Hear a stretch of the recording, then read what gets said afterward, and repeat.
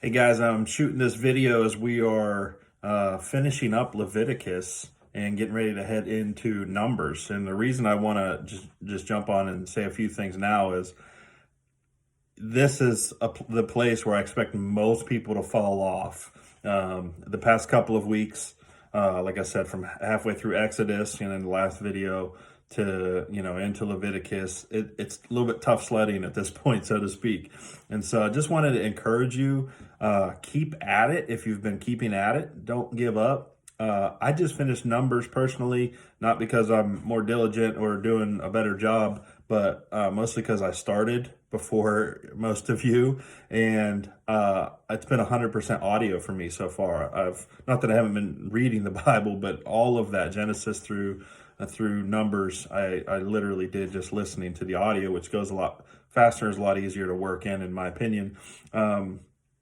But there's pros and cons to both. I'm not saying to do one over the other, but if it's starting to slow down for you, if you're getting behind, I would just want to encourage you with a couple of things. One, do a catch-up day. Take some time, go crank out some audio, do something, clean your garage or whatever. Go for a walk. Some really nice days coming up, so go for a walk and just go take some time, do some catching up, and listen to the audio while you're doing it and get caught up. That's the main thing. The main thing is to get caught up, or just sit down somewhere and take an hour. Probably, unless you're really far behind, it probably wouldn't take more than an hour to get caught up. And so do that. Just commit to it and get back on track. We got 5 weeks done. If you're on pace, you're 10% of the way done already, which is fantastic. So if you're caught up but you're struggling because we just read through Leviticus, or we're finishing up reading through Leviticus, one, just know that's normal. Leviticus has a lot of difficult things in it. Let me remind you, the Bible was not written to you, but it was written for you. So some of those things take a little bit of interpretation, discernment, understanding, and I hope to provide some tools in the near future that help you with that.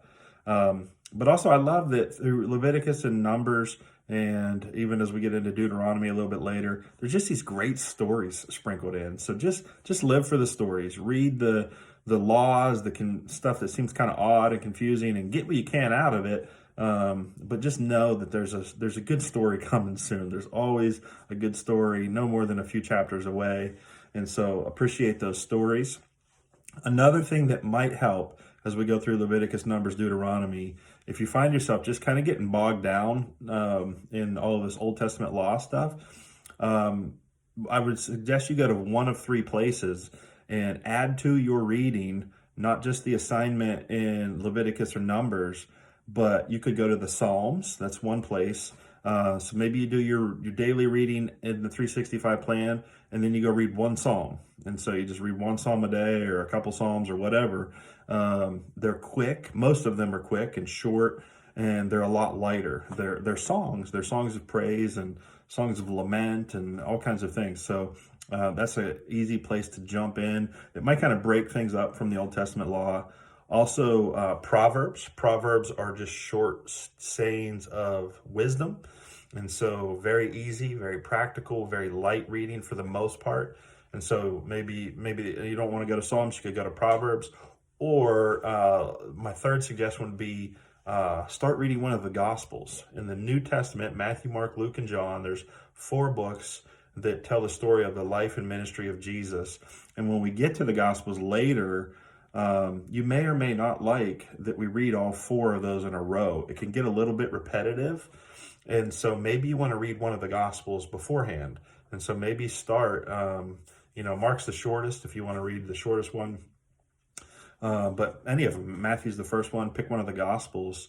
And if you feel like you're getting bogged down in the Old Testament, or Old Testament law specifically, I'd say Psalms, Proverbs, or one of the Gospels would be a great place to go to. So I hope that's helpful. Hope that encourages you.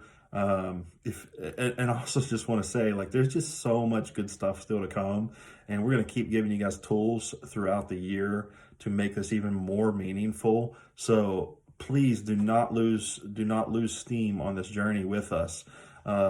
It's going to be so worth it. So keep reading, get caught up if you're behind. Or if you're behind, but it's really not bothering you, that's fine. You can be behind and you can just stay behind. If it takes you 2 years, but you're enjoying the pace, that's great. But if you're behind and you feel like you might quit because you're getting behind, that's when I want to just encourage you to press in, get caught up, get on track, just make the effort and get it done. But otherwise, do what's working for you. And I'd love to hear what's working and what's been a struggle. If you have questions you want me to talk about, please let me know. And just would love to hear how you're doing and hope that you're enjoying some of the fruit that comes from reading through the Bible in a year. Thanks.